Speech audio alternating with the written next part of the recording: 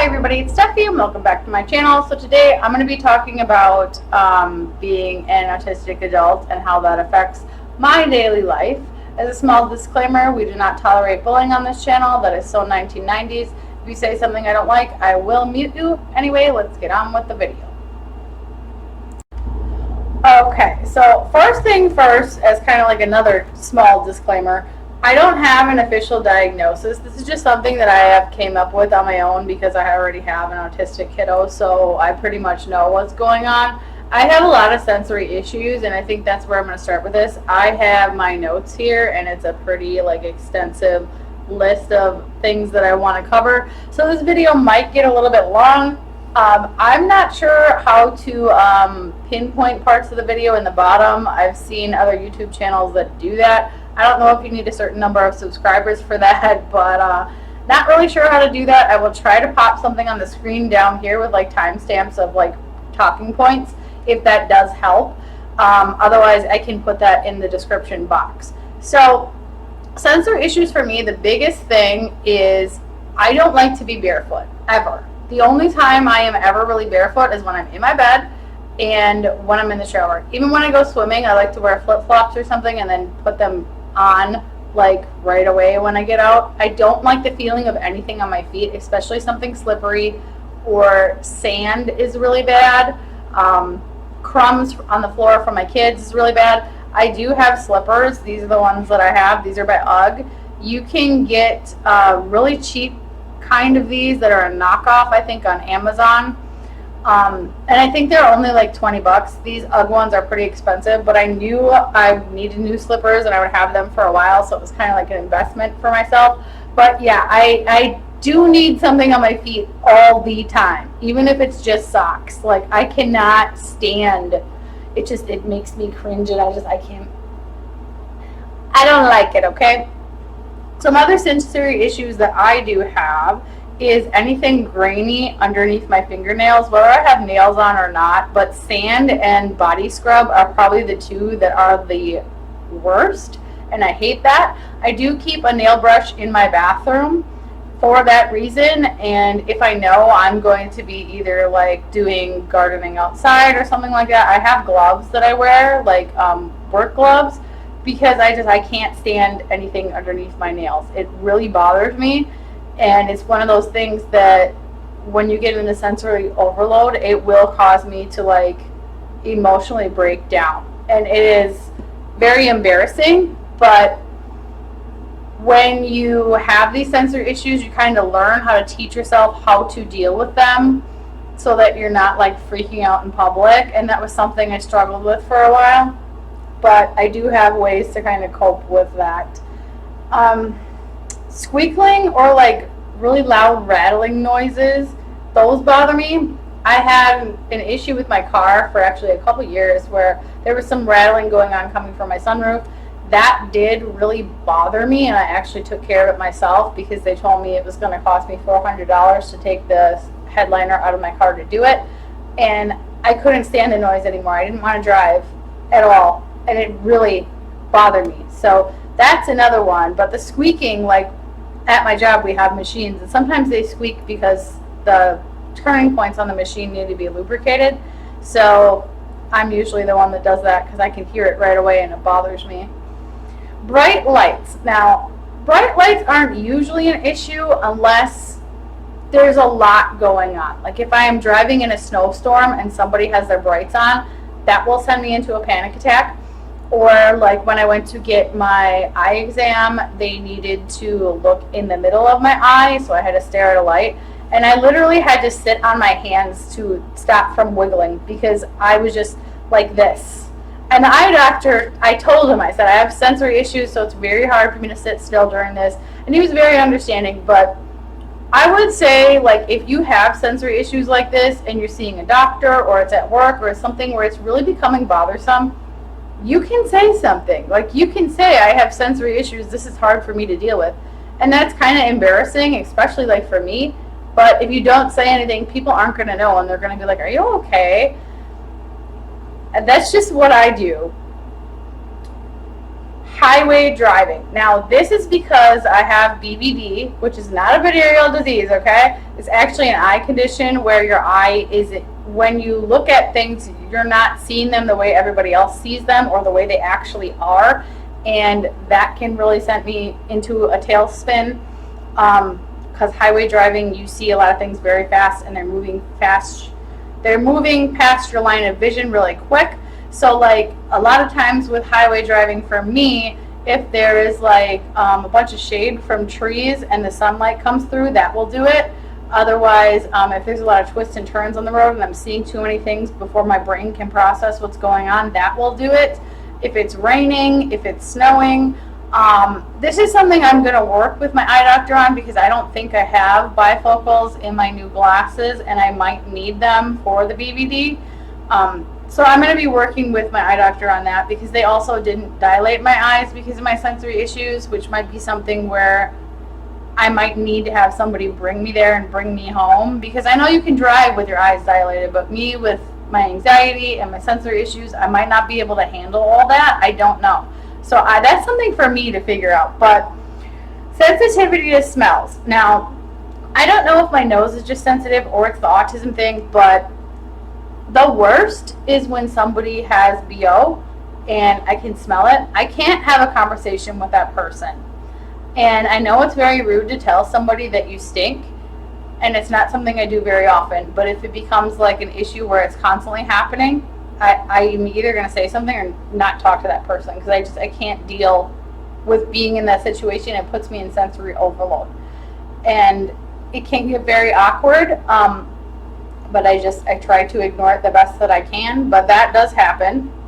Sweating. So if I am ever working out or I'm outside mowing the lawn or anything like that, or I wake up and I've been sweating, that bothers me. I need to take those clothes off and shower right away, or I will have an issue. Like if I don't have time to shower, whatever it is that I was going to do that I know is going to make me sweat, I will schedule for later in my head and put it on my to-do list to do it later, because I need time to make sure I don't have that slimy feeling on my body, and those clothes will go in the wash. I don't care.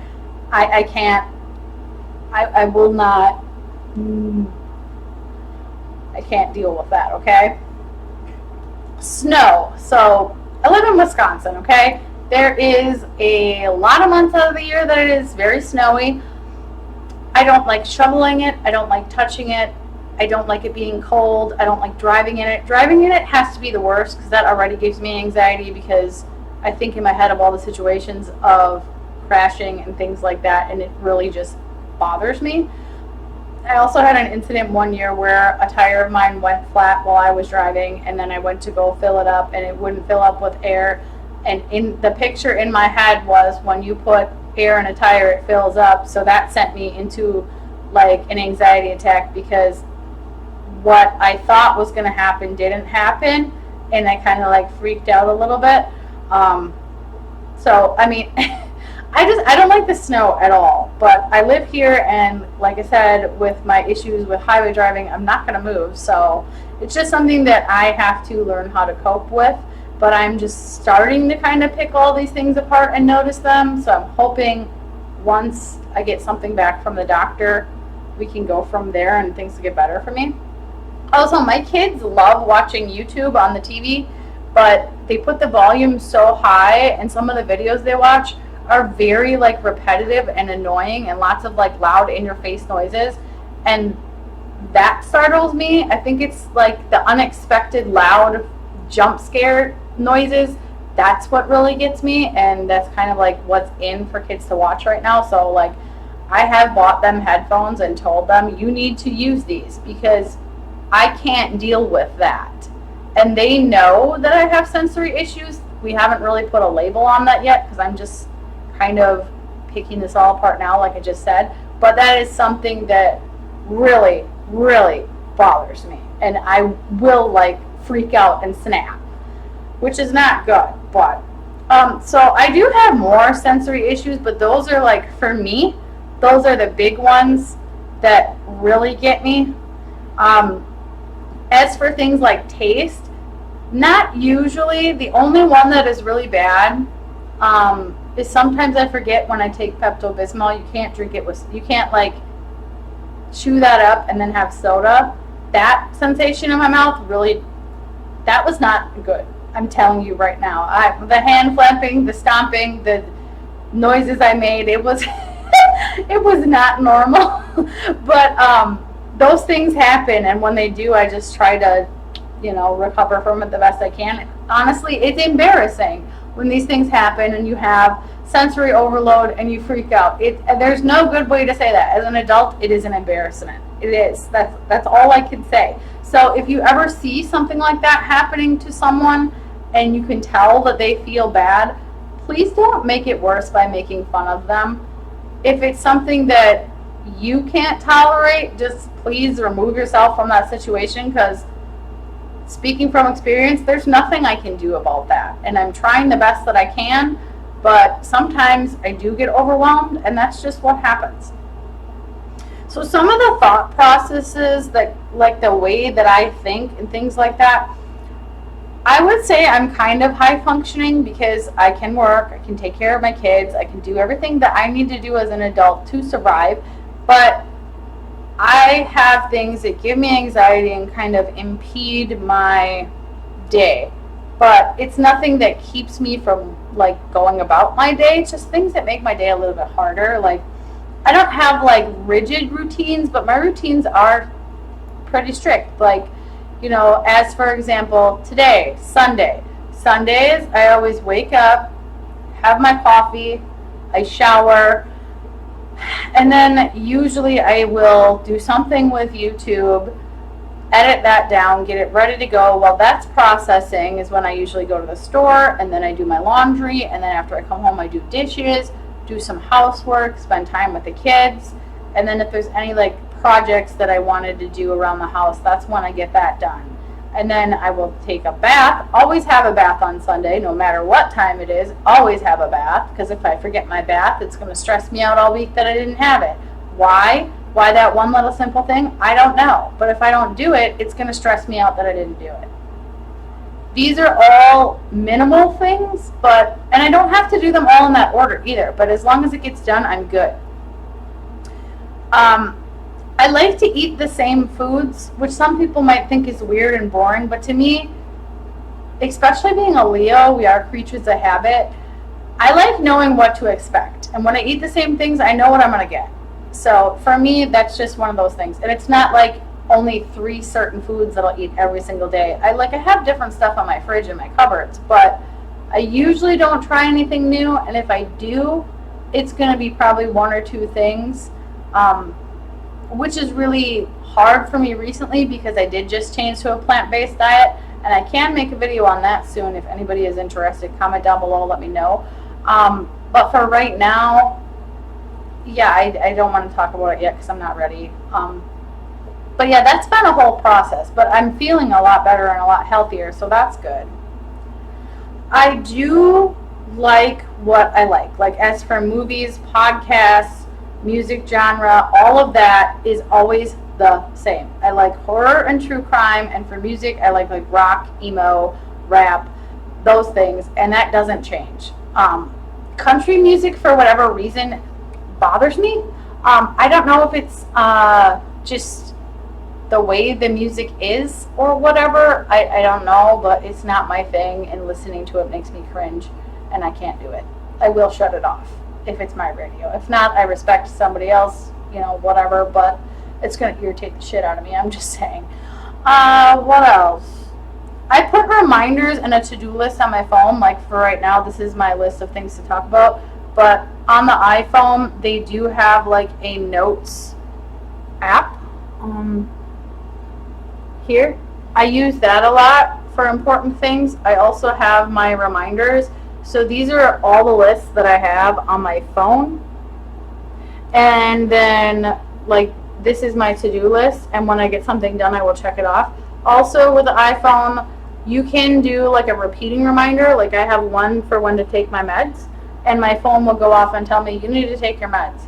And I will not click it completed until I do it. Because when you lock your phone, it will show you that it needs to be done. So that kind of keeps me on track, as it did today when I like started kind of spiraling because I woke up and I was really sweaty and I needed a shower, but I needed to take my meds first. So my phone helped me keep that organized, which is another reason why I really like iPhone.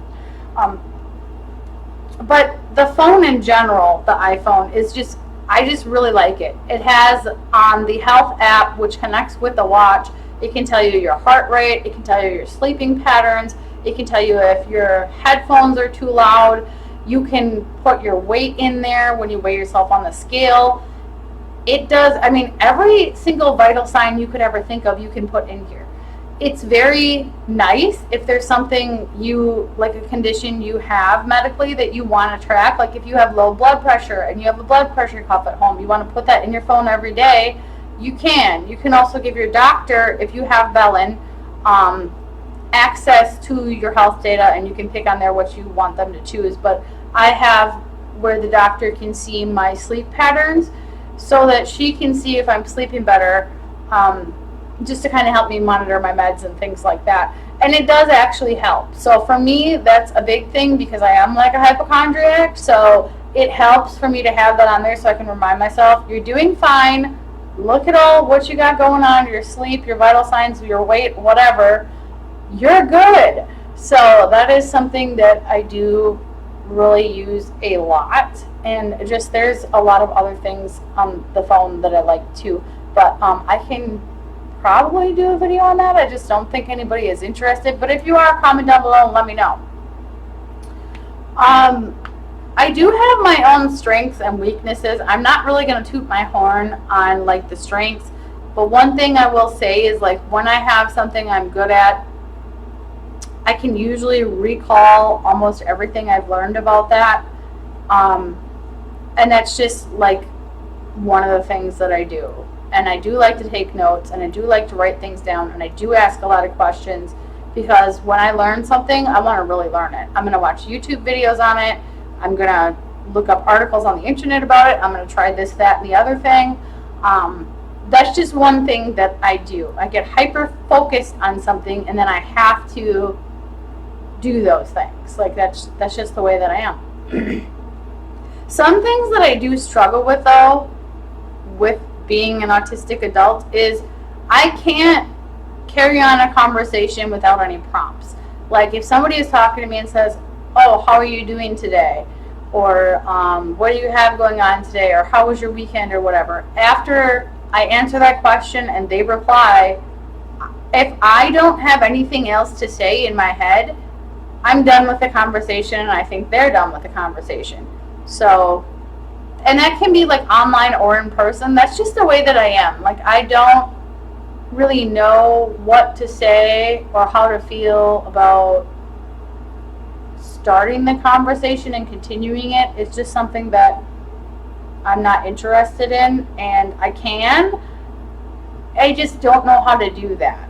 And I think this is just like part of me being socially awkward, is I don't know. I have friends and people that I care about and family and whatever, but I am not like super close to any like group of people, like a small circle of friends or whatever, just because, like I said, I can't carry on a conversation, and it's just, I don't feel that I need that. Like I'm kind of like, I don't want to say emotionally unavailable, I just am not interested in small talk, if that makes sense. I do always make sure that I have a lot to do, and I think that's because, you know, the past couple months I've been going through a lot of things, so I just keep myself busy almost all the time, and that's just one thing that I do. As for like relationships, friends, family, significant other, all of those things, I kind of did touch on that, but for me, as in regards to like a relationship with a significant other, casual works best for me, just because I feel like if I have something where I am super committed to one person and they want to spend all this time with me and constantly talk to me, that is emotionally draining, and I can't handle that. I will get like sick and tired, and so when people say I'm sick and tired of you, that's kind of where that came from, and what they mean is I do get like physically sick and physically tired, and I cannot do it. And that's just the way that I am. Like, I'm only going to tolerate what I can tolerate, and if I can't, then I'm not going to, because that's just too much. Also, when you're in like a casual relationship, you can have your own space. I can do whatever I want. I don't have to worry about somebody always bugging me.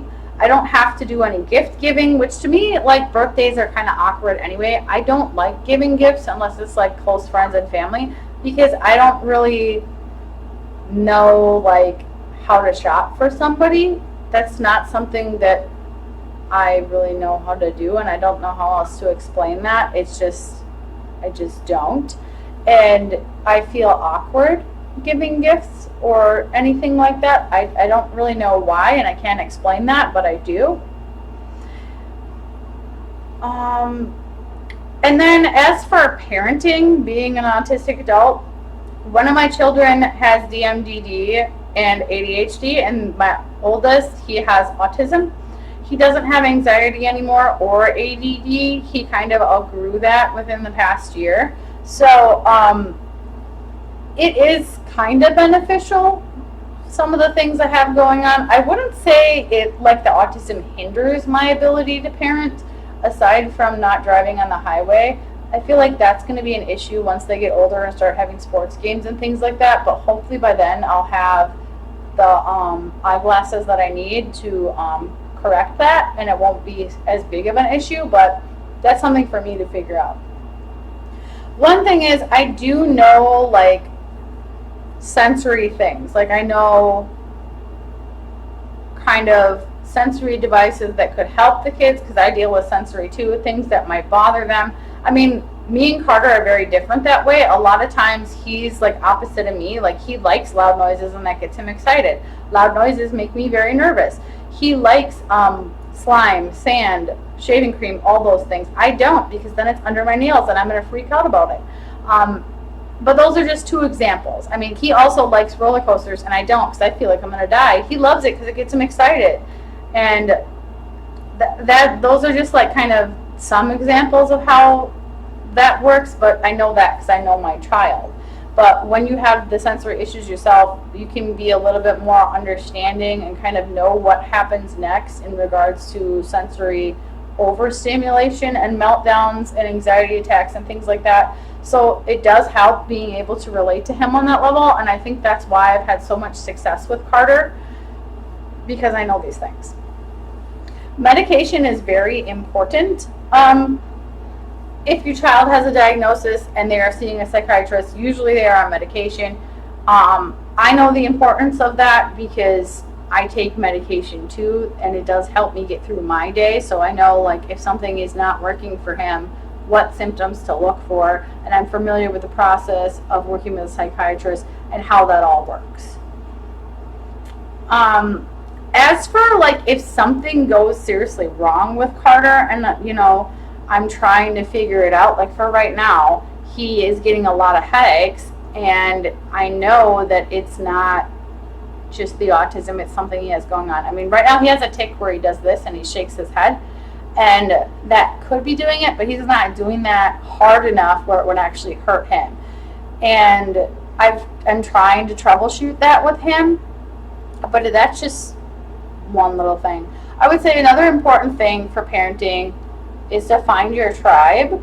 Like, if you know, when they say it takes a village to raise a child, it really does, because whether that's you and the doctors and the IEP team at school, or that's you and your parents and an aunt or an uncle or some friends and family, it's going to be somebody that you're reaching out to, because dealing with autism on your own is not an easy thing to do, and having an autistic kiddo makes it 10 times harder. But there is plenty of online groups out there. There is plenty of online therapy.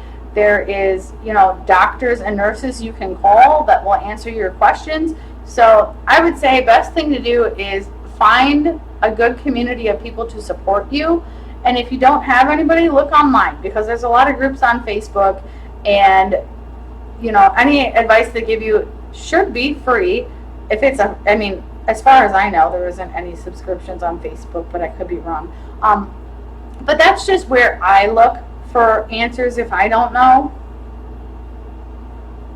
I did mention working with the doctors, but also working with the IEP team at school is very beneficial because they might be seeing things that you don't see during the day, because your kiddo could be reacting differently to different situations. I know that's what I would do. Like if something happens at work and something happens at home, I'm going to react differently. At home, I'm probably going to flip out more because, I mean, nobody's watching me and I don't have anybody to make fun of me. So, yeah.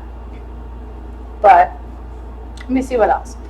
I think one of the most important things about having an autistic kiddo and parenting them is you need to find, well, you don't need to do anything, but it's beneficial to find a work situation or schedule that's going to work out for your family. Like for me, with my kids, Maddox had a lot of issues a couple years ago, and I decided when I was going to go back to work, it's best if I do night shift. That way I'm available during the day if they need me. And especially with the way Carter has his migraines now, or headaches, or whatever you want to call them, if he needs me to pick him up because he's throwing up in school and he really just can't be there, I can pick him up and he can be at home with me and he can be comfortable. So those things for our family are very important. But I know there are a lot of remote work location things going on right now where you can like work from home, and those can be beneficial, especially if you're dealing with a lot of behaviors with your kiddo and you can't like turn around for 5 minutes without something happening, or it's like every hour, or they constantly need medication and the school is having a hard time giving it to them. I know for Green Bay, they do have an option for strictly virtual school, which is a nice option to have if you have the time to sit there with your kiddo and do that. And I know there's probably some parents out there that are doing that because that's going to work best for them, but getting to know what's going to work for your family situation is a good thing to do, because otherwise, if you don't have intermittent FMLA, that can really become a problem and can lead to like attendance issues and things like that, and you never want that to happen. There are ways, like I said, to work from home, to work a different shift that can make it easier. So don't think that you don't have any options, because they're out there. You just have to think about it in more outside of the box ways than the standards, send them to daycare or send them to programming, you know. And if you have an IEP team or a waiver worker or a case worker or somebody like that, they can usually help you with those things. Otherwise, like I said, there are plenty of online support groups that can help with that. I'm trying to think if there's anything else that I have. Not really. I don't think so. So that's where I'm going to leave this. But if you guys have any questions about, you know, being an adult with autism, let me know, because I don't really know what to ask, and I didn't want to ask on Google and, you know, like answer all the questions they had on there, because there's already answers for those. So I don't know. But anyway, if you guys are interested in makeup unboxings or anything like that, those will be on my secondary channel. I will pop it up on screen for the outro. And yeah, that's pretty much all I got. But ask me what you want, you guys, and let me know if this video did help you. I would really appreciate it if you guys would leave me a like, and I will see you guys next time. Bye!